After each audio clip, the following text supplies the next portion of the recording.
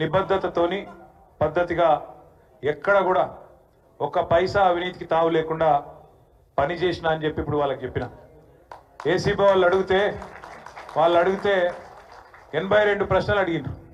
కాకపోతే పాడిందే పాటరా అన్నట్టు అడిగిందే మళ్ళీ అడుగుడు తప్ప కొత్త విషయం ఏం లేదు. వాళ్ళకి ఏంటంటే పాపం రేవంత్ రెడ్డి బల్మీటికి ఒక కేసు పెట్టించిండని వాళ్ళకు కూడా అర్థమైంది. వాళ్ళు కూడా ఇబ్బంది పడుతున్నారు వాస్తవం చెప్పాలంటే. ఎందుకంటే కేసుల విషయం లేదు.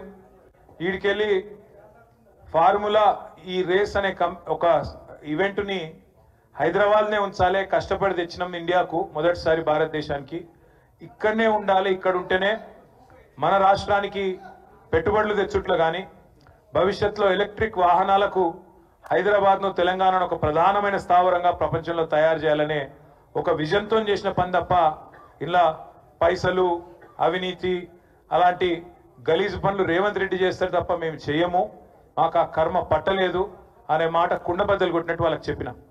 మీరు ఎన్నిసార్లు పిలిచినా ఎన్నిసార్లు రమ్మన్నా వస్తా, నాకేం ఇబ్బంది లేదు, తప్పకుండా వస్తా, మీకు విచారణకు పూర్తిగా సహకరిస్తా అని కూడా చెప్పిన. దాంతోపాటు వారికి ఇంకొక విజ్ఞప్తి కూడా చేసిన. సరే కేసు పెట్టినరు, విచారణ చేస్తున్నారు, పర్వాలేదు, ఇట్లాంటి కేసులు ఇంకొక 100 పెట్టినా ఎదుర్కొంటాం. కానీ వాళ్ళకు ఇంకొకటి కూడా నేను చెప్పిన, మీరు మీ ప్రభుత్వం ఎన్ని కేసులు పెట్టినా ఎన్ని రకాల ప్రయత్నాలు చేసినా కేసీఆర్ గారి సైనికులుగా మేము మాత్రం ఖచ్చితంగా ఈ సంవత్సరం మొత్తం ప్రజా సమస్యల గురించే మాట్లాడతాం, ప్రజల గురించే మాట్లాడతాం, మీరు ఎత్తగొట్టిన రైతు భరోసా గురించి మాట్లాడతాం, మీరు ఈయని 4000 పెన్షన్ గురించి మాట్లాడతాం, మీరు ఇస్తానని చెప్పి మోసం చేసిన మహాలక్ష్మి 2500 రూపాయల గురించి మాట్లాడతాం, మీరు ఇస్తానని మోసం చేసిన 2 లక్షల ఉద్యోగాలు మా పిల్లల గురించి మాట్లాడతాం.